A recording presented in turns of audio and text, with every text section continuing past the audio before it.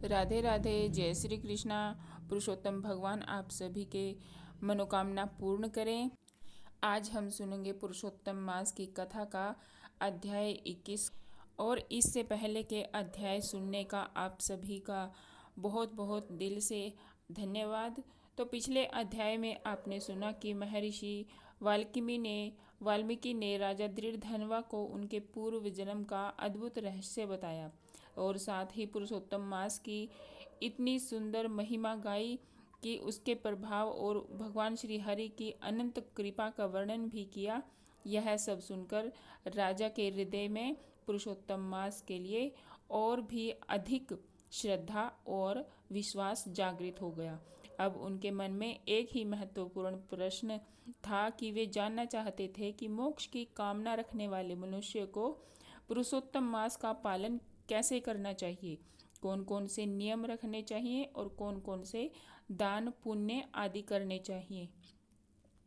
इसी पवित्र प्रसंग का वर्णन अब आप सुनेंगे, तो आप श्रद्धा पूर्वक सुनिए।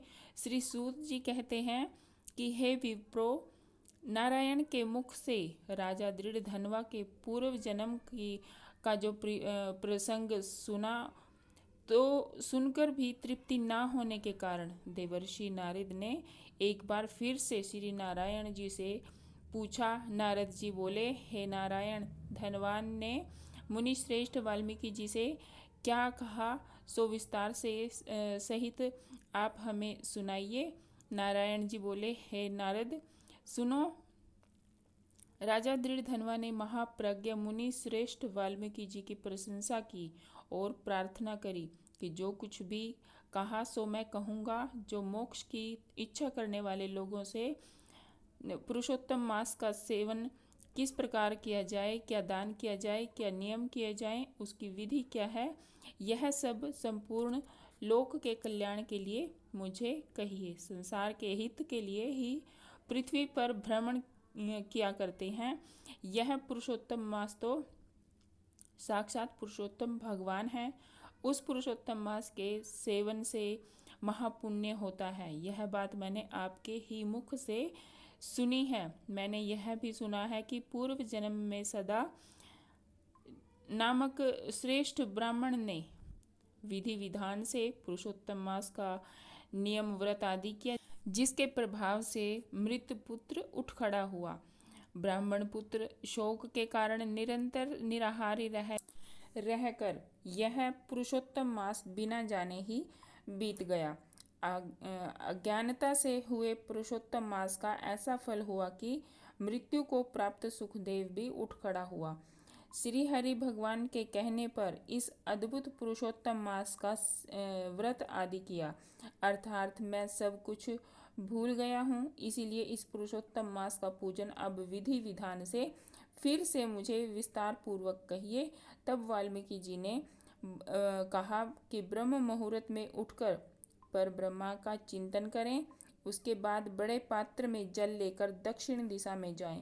पुरुषोत्तम मास को सेवन करने वाला, उसका व्रत आदि करने वाला मनुष्य सोच के लिए दूर जाए, घर से दूर जाए। दिन में तथा संध्या में कान पर जनेऊ रखकर उत्तर मुख को होकर पृथ्वी को तिनके से ढक कर वस्त्र से सिर बांधकर और मुख को बांधकर अर्थात मौन होकर रहे, न थूके न सांस ले।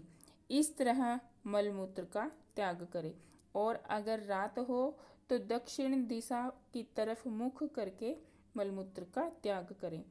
फिर शुद्ध मिट्टी में एक हाथ में 3 बार, दोनों हाथों में 10 बार और दोनों पैरों में 14 बार लगाएं। यह गृहस्थी को सोच के लिए कहा गया है। इस प्रकार पुरुषोत्तम मास का उत्तम व्रत करने वाला सोच करे। इसके बाद 16 अथवा 12 बार कुल्ला करे। मूत्र का त्याग करने के बाद भी 8 या फिर 12 बार कुल्ला गृहस्थ को हमेशा करना चाहिए। उसके बाद दातुन से कुल्ला करे, दांत साफ करे और मंत्र को अच्छी तरह से बोलकर दांत साफ करे।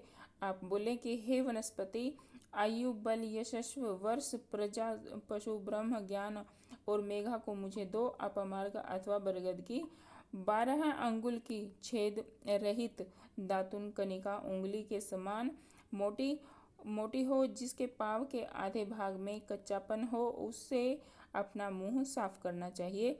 रविवार के दिन लकड़ी की दातुन से कुल्ला करना मना किया गया है, इसीलिए 12 बार कुंडली से शुद्ध मुख को शुद्ध करें। आचमन करके अच्छी तरह से प्रातःकाल में स्नान करें। स्नान के बाद उसी समय तीर्थ के देवताओं को तर्पण द्वारा जल प्रदान करें। समुद्र में मिली हुई नदी में स्नान करना उत्तम माना गया है। बावली या तालाब या में स्नान करना विद्वानों ने मध्यम कहा है और गृहस्थ को घर में स्नान करना सामान्य कहा है। स्नान के बाद शुद्ध और शुक्ल ऐसे 2 वस्त्र धारण करें। ब्राह्मण कंधे पर रखने वाले उत्तरीय वस्त्र को सावधानी के साथ हमेशा धारण करें। पवित्र स्नान में पूर्व मुख अथवा उत्तर दिशा की ओर मुख करके बैठें। शिख अर्थात चोटी बांधकर स्नान करें। स्वच्छ वस्त्र धारण करें और गोपी चंदन की मिट्टी से शंख चक्र गदा और पद्म आदि धारण करें। यह संपूर्ण पापों का नाश करने वाला और पूजा का अनिवार्य अंग है। जिसके शरीर में शंख चक्र गदा आदि के आयुधों का चिन्ह देखने में आता है, उस मनुष्य को मनुष्य न समझे, वह भगवान का ही शरीर है। जो शंख चक्र आदि चिन्ह को नित्य धारण करता है, उसके द्वारा अर्थात उसके पाप पुण्य रूप हो जाते हैं।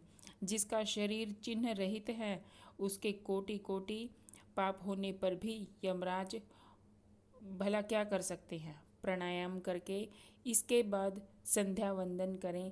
प्रातःकाल की संध्या विधि पूर्वक नक्षत्र के रहने पर करें और संध्या अर्थात सुबह की पूजा, शाम की पूजा, जब सुबह की पूजा जब तक सूर्य नारायण का दर्शन ना हो तब तक गायत्री मंत्र का जाप करें। उसके बाद अपनी पूजा अर्चना आदि संपन्न करें और शाम के समय पृथ्वी पर पैर रख कर प्रणाम कर कर यह बोलें कि हमसे कोई त्रुटि अगर हो गई हो तो आप हमें क्षमा करें।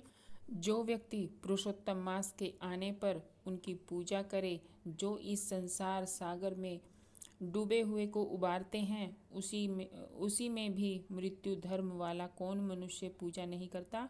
ग्राम फिर मिल जाते हैं, धन फिर मिल जाता है, पुत्र फिर मिल जाते हैं, घर भी मिल जाता है, शुभ अशुभ कर्म भी मिल जाते हैं, किंतु शरीर बार बार नहीं मिलता।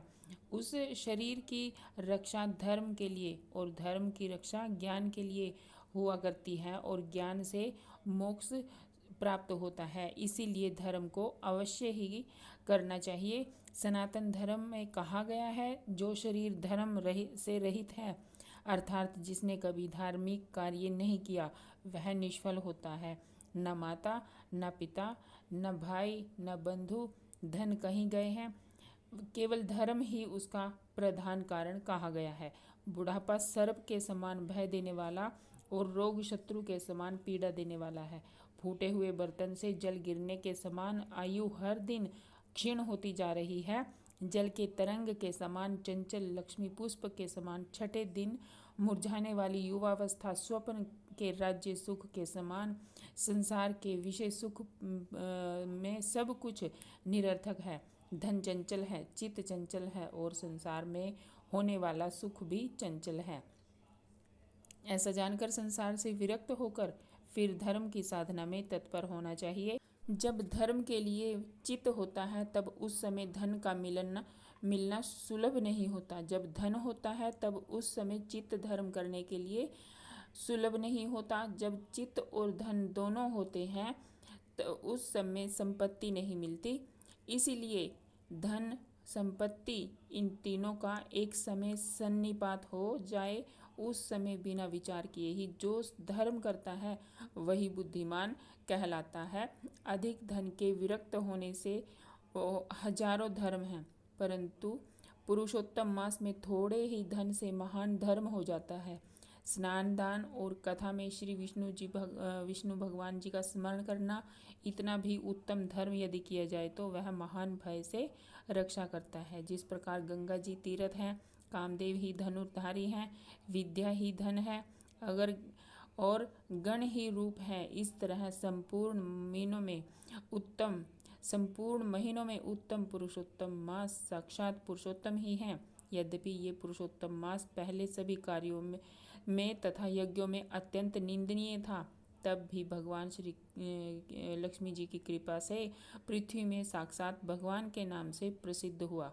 जिस प्रकार हाथी के पैर में सब प्राणियों के पैर लीन हो जाते हैं, इस तरह समस्त धर्म और कल समस्त पुरुषोत्तम मास में विलीन हो जाते हैं।